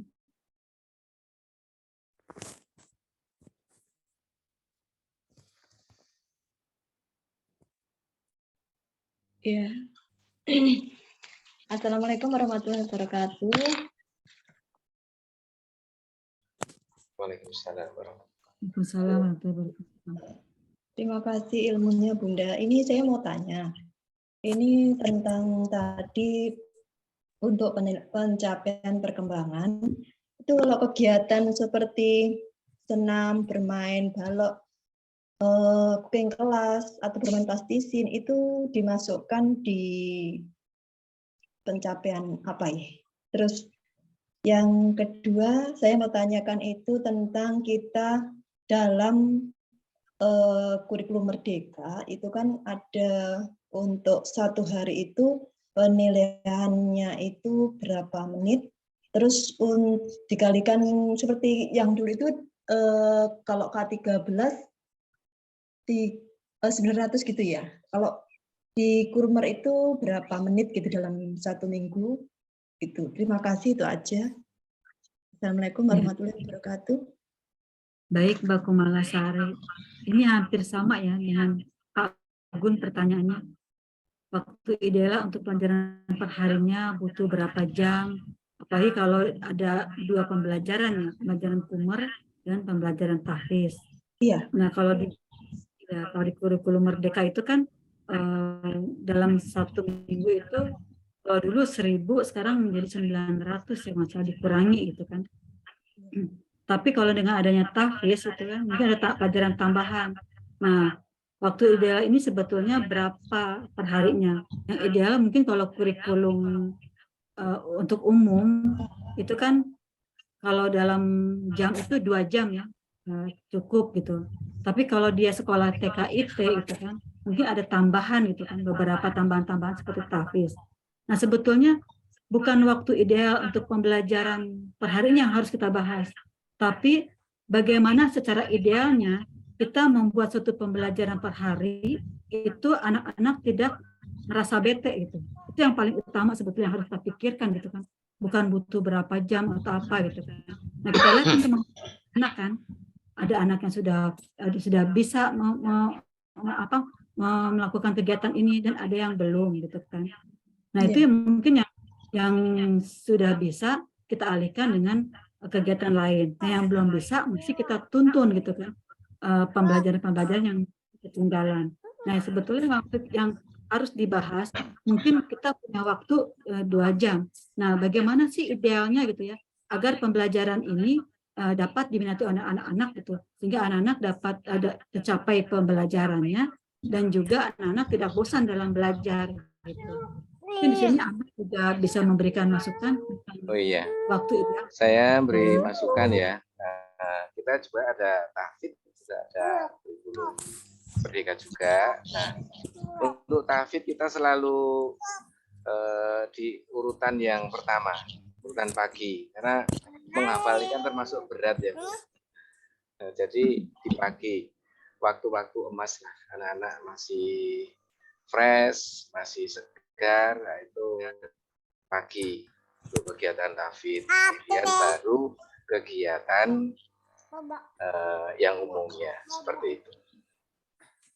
Itu juga berlaku di SD juga. Yang SD juga dari setengah 8 sampai jam 9:15 itu tahfiz. Setelah itu materi diniyah. Setelah materi diniyah itu sampai ada zuhur. Setelah sholat zuhur baru materi umum. Seperti itu. Abah itu mau tanya sebentar, Abah. Maaf ya, Abah. Silakan. Tadi kan saya ini kan untuk di pelajaran di TK, kalau tahfiz itu kan biasanya pagi itu supaya anak-anak itu lebih tahfiznya itu lebih gimana ya? Bisa nyantol cepat gitu maksud saya. Itu dalam satu hari itu apakah kita itu di satu hari kita baca 1 sampai 5 ayat gitu aja, diulang-ulang gitu aja gitu. Gimana supaya memenuhi target gitu. Terima kasih.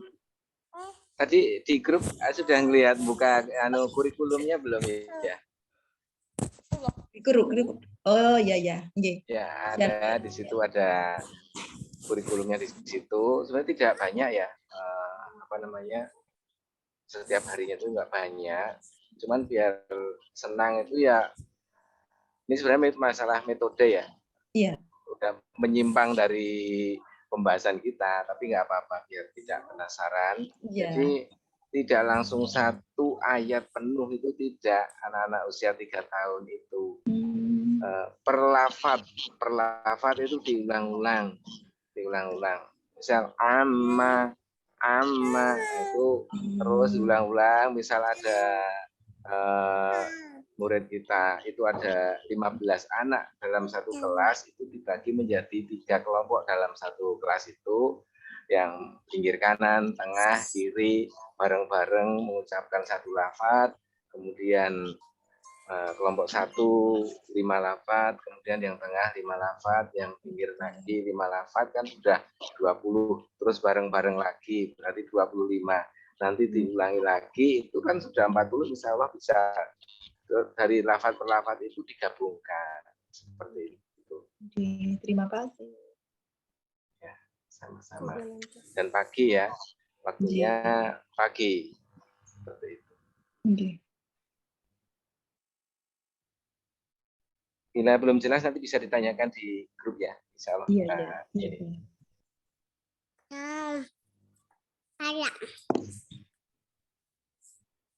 Maaf. Ya bisa dilanjut. Ya, saya pikir belum terbuka suaranya.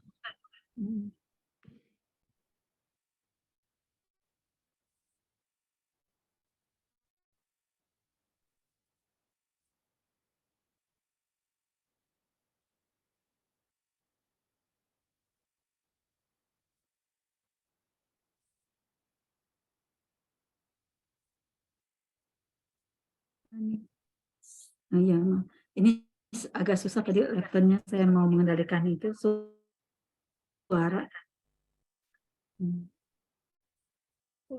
Nah, kebetulan memang sekolah saya kebetulan memang tahfiz ya, Bay. Cuma memang anak-anak itu biasa bersekolah di SDIT, gitu kan. Jadi saya agak sedikit paham tentang sekolah berbasis agama.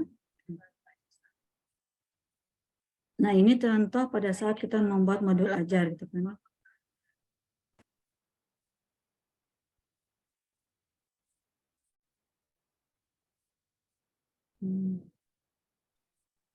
Atau ada lagi yang ingin bertanya? Nah, ini sudah selesai, saya stop sharing ya.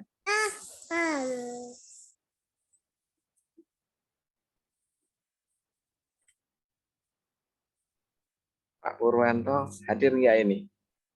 Hadir, Pak. Hadir nggak kelihatan ini, hanya namanya saja. Masih ini, Mbah, masih ada prepare ini. Oh. Mau ada Silakan. besok mau ada acara hot meal sama akhir sana anak-anak. Oh iya. Iya. Silahkan manfaatkan waktu kita sebaik-baiknya. Siap. Semangat Pak Pur. Siap. Juga Pak Gun.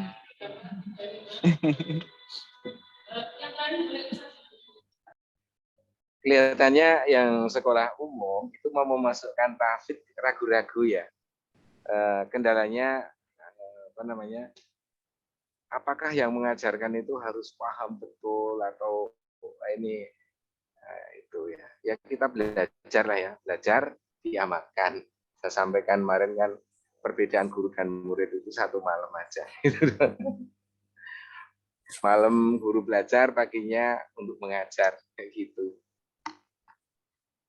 Gak jauh. Tapi ya, terus maaf Abang mengalami kendala.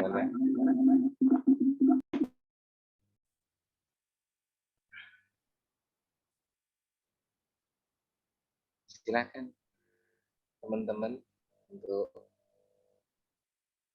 bertanya.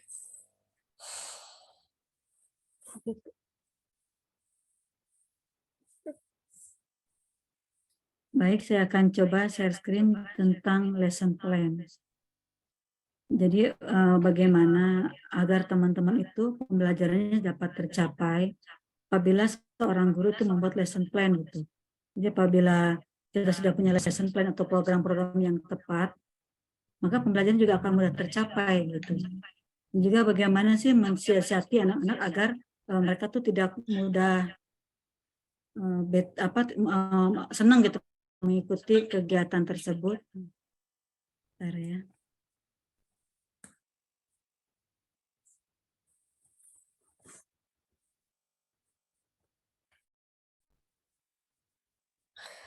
Ada Pak Kamal Haidro. Paut mana ini? Ya Pak, silakan bertanya Pak. Kalau di tempat saya, guru-guru sebelum mengajar itu memang harus mempersiapkan ya. Kemudian pagi itu diawali dengan kisah di tempat saya. Guru itu bercerita biar anak-anak bersemangat. Kemudian openingnya dengan motivasi, ice breaking. Nah, dengan kisah-kisah itu anak-anak jadi senang cinta kepada gurunya. Kalau sudah cinta kepada gurunya, belajar jadi menyenangkan. Dan wajib bercerita ini harus membaca. Kalau tempat saya harus membawa buku walaupun sudah hafal. Dengan membawa buku ini untuk menginspirasi anak-anak untuk biar cepat atau senang belajar membaca. Gitu. Mungkin di tempat teman-teman juga begitu ya.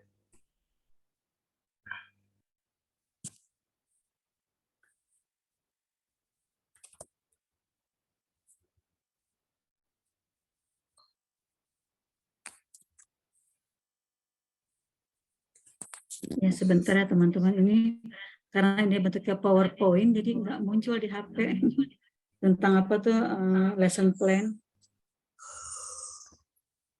Jadi itu setiap guru itu punya catatan kecil ya. Tapi memang sudah diperencanakan gitu. Misalkan di hari Senin kita akan belajarnya agar anak-anak tercapai perkembangan membacanya gitu kan, atau hafalannya kita gunakan permainan apa gitu kan. Detailnya sambil ketika dia mau menghafal surat Al-Ikhlas gitu kan, itu kita memahami dulu isi suratnya. Nah, pada cara kita memahami gitu kan, per poin-poinnya itu kita bisa memberikan gambaran atau suatu permainan gitu kan. Nah, jadi ketika saat menghafal, si korteks di otaknya itu sudah mulai berkembang dan bisa menerima hafalan-hafalan yang akan dilancarkan oleh guru gitu. Atau enggak pada sekolah umum, misalkan pada saat kita ingin belajar membaca juga gitu kan, itu sambil belajar membaca itu bisa kita mencoba misalkan memasuki tadi tuh materi mitigasi bencana kan, kita kasih gambaran-gambaran atau berupa gambar-gambar. Nah dengan situ anak bisa memahami itu kan arti bencana, dan kita lihat tulisan-tulisan itu kan, misalkan tulisan angin, air gitu kan.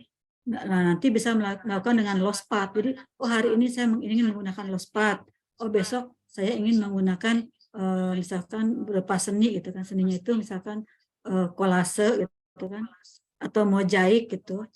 Misalkan hari ini anak-anak disuruh mengumpulkan buku-buku bekas. Nah, cari yang berkaitan dengan api, air, gitu kan, digunting itu menjadi satu mozaik. Nanti sambil dia baca. Atau dalam Al-Quran juga bisa kita ambil gunting-guntingan gitu kan, huruf gitu kan, huruf hijaiyah kita susun jadi satu pola gitu, satu pola kata-kata di hal tersebut. Jadi seperti itu lesson plan-nya. Tapi maaf ini nggak bisa saya share di laptop saya karena munculnya dia PDF ada di apa namanya di apa ya nyebutnya, saya kurang paham juga jadi nggak bisa terlihat. Maaf teman-teman, saya belum bisa men-share ini lesson plan saya di laptop saya karena saya kurang paham juga tentang ini.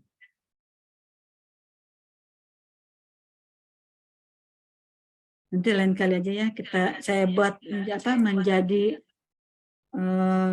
Windows dulu gitu, baru bisa saya share lesson plan-nya. Jadi kok ini ya? Salah.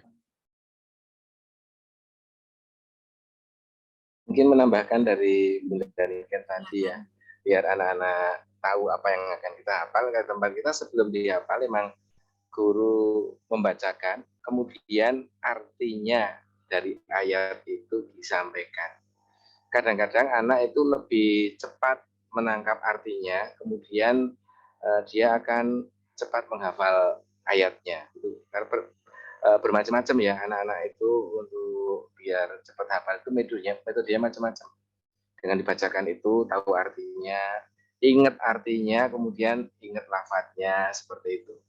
Kemudian dari ayat itu juga bisa menjadikan sebuah cerita. Karena ayat-ayat Al-Quran kan banyak kisahnya ya, apalagi juz 30 itu banyak ceritanya. Seperti itu ya, semua. Mungkin besok kalau kita ada sharing metode ya, metode dan manajemen tahfidz mungkin ya itu bisa lebih maksimal membahas masalah tahfidz itu.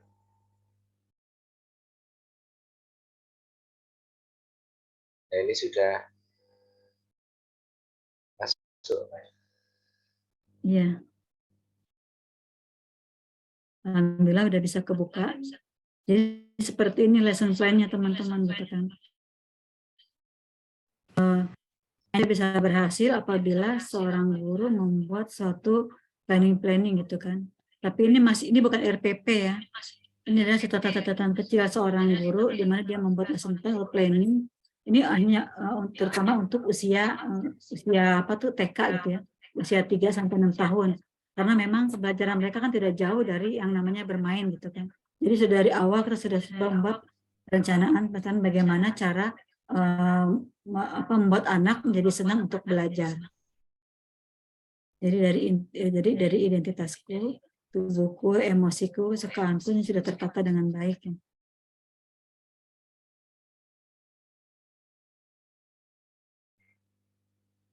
Jadi sudah dikenalkan dari awal. Oh hari ini, jadi selain kita mengenal huruf hijaiyah dan menghafal beberapa surat-surat, di sini kita juga dikenalkan juga dengan mengenal nama-nama Allah. Ya agak buram di laptop saya. Itu di bawahnya ada keterangan kan, ada kisah-kisah Nabi, gitu kan. Nah, ini mulai jadi tadi yang saya katakan, udah ya. Ini laptopnya agak lemot abang. Ini yang tadi saya katakan kepada atas pertanyaan Pak Gun dan Buku Mala gitu kan. Yang kita bahas itu bagaimana sih mengefektifkan waktu dengan sepadat mungkin gitu kan. Jadi anak-anak bisa dapat semua ilmunya gitu dalam satu hari itu, memanfaatkan waktu. Jadi kita nggak perlu membahas berapa jam sih yang ideal, gitu kan. Tapi kita harus beralih pikiran kita bagaimana sih agar anak-anak itu mau senang belajar gitu dan menjadi waktu yang ideal bagi anak-anak gitu.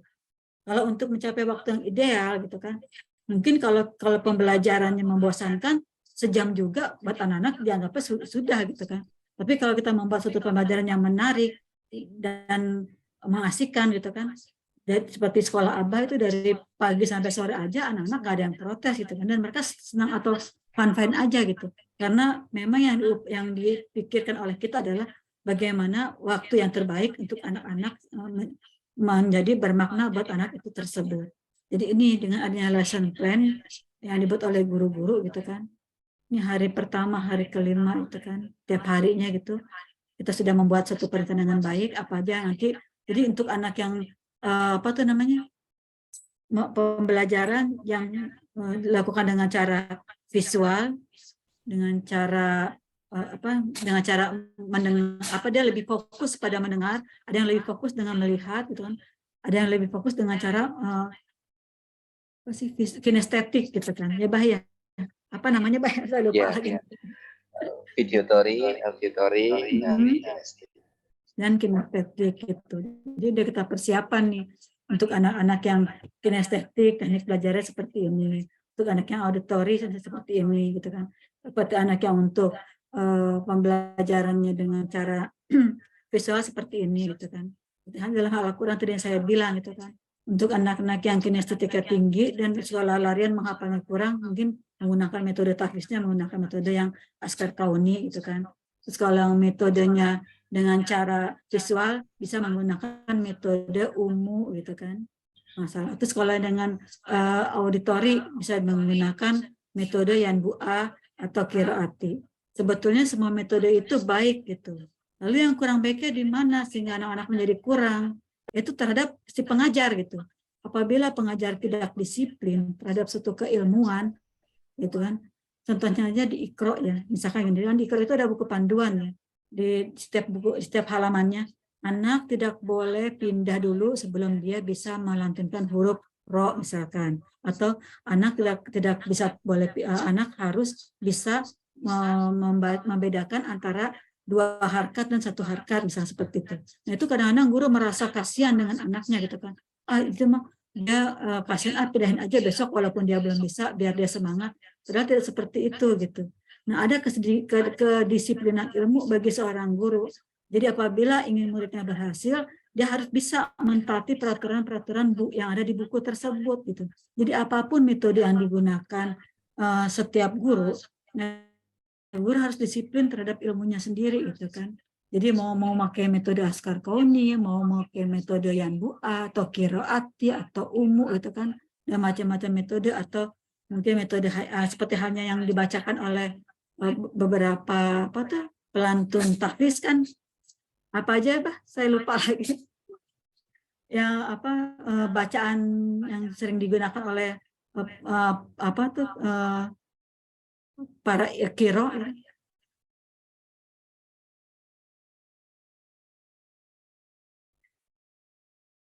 atau mungkin ada yang bisa memberikan gambaran seperti halnya misalkan yang dilakukan di Imam Ka'bah kan dia ada metode sendiri kan yang dilantunkan kan.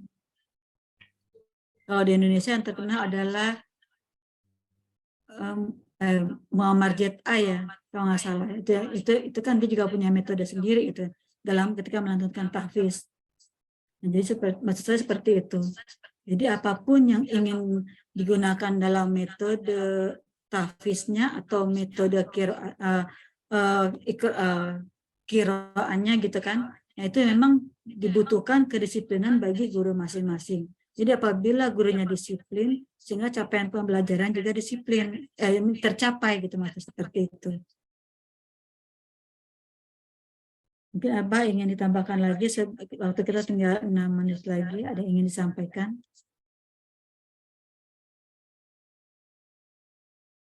Mungkin diberi kesempatan untuk bertanya. Iya. Biar ada umpan balik dari teman-teman yang ikut malam hari ini.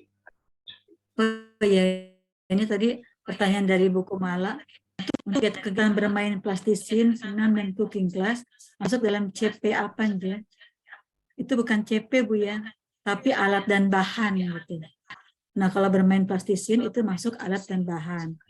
Tapi kalau kegiatan senam itu tadi yang saya sudah bilang bahwa dulu itu fisik motorik dan sosial emosional masuk ke dalam CP jati diri. Jadi ada alatnya, ada kegiatannya gitu. Nah kalau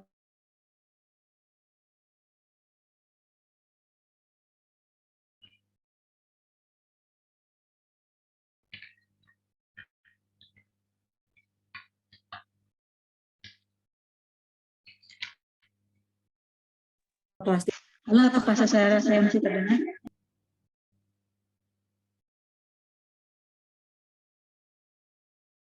Oh masih ya, maaf, ini laptopnya error lagi. Dan tadi Mbak Kumala, jadi Mbak Kumala ingin memberikan materi cooking class dan bertanya kepada saya masuk ke dalam CP apa gitu kan. Nah kalau gerakan masaknya masuk CP jati diri. Nah kalau ingin mengenalkan masakannya, misalkan masakan ini bahannya siapa yang menciptakan, itu bisa masuk ke CP nilai agama dan budi pekerti. Lalu nanti setelah masak ada kegiatan seperti halnya Jumat Berkah atau dibagi-bagikan, itu juga masuk ke CP nilai jati diri. Dan semua itu tergantung dari tujuan pembelajaran gitu kan. Contoh halnya seperti halnya misalkan gini, kita ingin tema binatang. Nah, itu mau masuk ke CP mana tergantung dari tujuan pembelajaran gitu kan. Bisa masuk ke CP nilai agama dan budi pekerti saat kita mengenalkan binatang ini adalah ciptaan siapa dan apa yang harus kita lakukan terhadap binatang. Itu masuk ke CP nilai agama dan budi pekerti. Lalu dalam sosial emosionalnya bisa gitu kan, terhadap binatang apa yang harus kita lakukan gitu kan. Misalkan kita ada binatang yang misalkan kayak kucing ya, ini kan suka mencuri makanan gitu. Kita bisa bersikap sabar atau bersikap ikhlas terhadap makanan yang telah tadi diambil oleh kucing tersebut, seperti itu. Dan juga fisik motoriknya, misalkan meniru gerakan kucing atau melakukan gerakan-gerakan yang berkaitan dengan binatang, itu masuk ke dalam CP jati diri. Lalu bagaimana dengan literasinya dan sainnya gitu kan. Nah, tadi misalkan kita bisa membuat kucing dengan bahan lospat. Jadi itu adalah bahannya gitu kan. Jadi kegiatan yang berkaitan dengan mau kita gunakan di kegiatan STEAM tersebut. Bisa berupa buku, juga bisa masuk ke CP, literasinya gitu kan. Dan sainnya tadi bisa berbantu misalkan membuat boneka kucing atau kucing dari stik es krim, nah, seperti itu untuk Kumalasari. Dan juga dalam tujuan pembelajaran, misalkan kita ingin masuk ke dalam tema P5 nih, binatang. Nah, itu juga semua tergantung tujuan pembelajaran. Nah, misalkan atau tanaman gitu ya, kita ganti dengan taman. Nah, pada saat teman-teman ingin memasukkan tanaman ini ke tema, kan kita ada 4 tema kalau KB ya. Kalau TK atau PAUD itu ada 4 tema, bumiku, cinta tanah air, gotong royong gitu kan, dan imajinasi gitu kan. Nah, ini ceritanya kita masuk topik tumbuhan. Kita mau masuk ke tema yang mana nih gitu kan. Nah, itu tergantung dari tujuan pembelajaran. Apabila teman-teman ingin mengenalkan tanaman berkaitan dengan bumi gitu kan, dengan lingkungan kita, berarti masuk ke tema bumiku gitu. Dan pada saat teman-teman tujuan pembelajarannya tanaman itu ingin mengenalkan, oh ini loh aku punya apel malang misalkan gitu kan tanamannya, atau enggak pisang Ambon gitu, atau pisang Raja, ini ciri khas kan pisang Lampung. Nah, itu berarti masuk kepada cinta tanah air ya kan, otomatis gitu karena berkaitan dengan lingkungannya. Lalu kita coba tanamannya ini berkaitan dengan tadi dengan gotong royong dan dan kreativitas gitu kan. Nah, itu bisa teman-teman, tujuan pembelajarannya adalah agar kita tuh saling bahu membahu melestarikan tanaman di daerah kita masing-masing gitu kan. Misalkan membuat pot atau membuat tanaman kayak tadi aquascape itu kan, tanaman air gitu kan, atau tanaman taman sekolah gitu. Itu berkaitan dengan tema P5-nya, tema gotong royong gitu dan kreativitas. Lalu ingin masuk ke tema imajinasi, bisa aja tanaman masuk ke tema imajinasi gitu kan. Misalkan teman-teman ingin membuat lampion dari pohon, atau pohon bikin suatu rumah gitu kan, rumah pohon itu kan, imajinasinya tinggi gitu kan, rumah pohonnya berbentuk Apollo atau berbentuk apa gitu kan, macam-macam. Jadi semua itu tergantung dari TP gitu kan. Teman-teman bisa masukkan ke tema manapun tergantung cara, seperti itu. Baik, karena waktunya sudah habis dan mungkin semuanya pada tidak ada pertanyaan kembali, Abah, atau terkesima ya materi hari ini.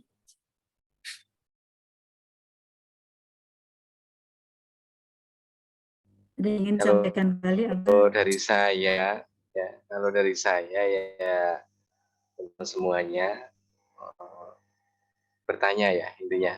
Setelah selesai materi kita pada malam hari ini, silahkan terus bertanya, karena bertanya itu awal dari sebuah kita mendapatkan ilmu, dan bertanya sendiri merupakan ilmu. Berarti kita sedikit paham, untuk lebih pahamnya lagi maka dengan bertanya, jangan babar belas nggak bertanya gitu. Biar ini ya, kita senang ya kalau dari pelatihan ini teman-teman semua ada perubahan ya, ada perubahan untuk kemajuan lembaga kita, seperti itu. Biar permasalahan di lembaga itu paling nggak berkurang ya, seperti itu. Intinya dalam pelatihan ini saya mengajak teman-teman semuanya lembaga kita semakin berkualitas sehingga dipercaya oleh masyarakat luas, dipercaya oleh para orang tua, diminati dan dipercaya oleh para orang tua yang akan menyekolahkan di tempat kita, karena kaya akan program-program unggulan yang kemudian yang menyekolahkan ke tempat kita ini dari berbagai golongan, dari bawah sampai atas, sehingga terjadi subsidi silang ya di situ. Intinya kita bisa mengadakan beasiswa ya untuk yang tidak mampu, bagi yang mampu bisa menggandeng yang di bawah seperti itu. Kemudian dengan banyaknya orang tua yang mampu, maka kita akan terbantu dalam sarana dan prasarana. Bila ada kata-kata yang belum pas atau tidak berkenan, saya minta maaf dan saya tunggu pertanyaan dari para peserta semuanya, dan insya Allah saya siap menjawab dengan ikhlas ya. Dan apabila dalam grup itu ada yang belum terjawab, untuk diingatkan kembali pertanyaannya, karena kalau chat bertumpuk bisa juga tidak kebaca. Itu aja dari saya. Saya akhiri. Assalamualaikum warahmatullahi wabarakatuh. Selanjutnya saya serahkan pada Bunda. Ya, terima kasih Abah yang telah memberikan kata-kata penutup. Sebentar, saya tadi mau pantun, cuma lupa lagi isinya sebentar. Baiklah teman-teman, kita akhiri acara kegiatan hari ini. Terima kasih telah kehadiran teman-teman semua. Dan marilah kita akhiri dengan baca hamdalah. Alhamdulillahirrahmanirrahim. Dan doa penutup. Subhanakallahumma dan apabila ada yang kurang, apabila ada kesalahan memang dari diri kami, dan kami mohon maaf yang sebesar-besarnya, dan kebenaran itu hanya datang dari Allah Subhanahu wa Ta'ala. Dan apabila ada kekurangan dari kami juga minta dibukakan pintu maaf pada teman-teman semua. Dan apabila ada yang masih kurang puas dengan apa yang kami berikan, silakan berkomunikasi di grup WA. Insya Allah nanti akan kami bicarakan dan kita belajar bersama-sama di sana bersama dengan Abah juga. Nah, sekian dari saya. Assalamualaikum warahmatullahi wabarakatuh. Waalaikumsalam warahmatullahi wabarakatuh. Baik Mas Eka, silakan ditutup. Ya.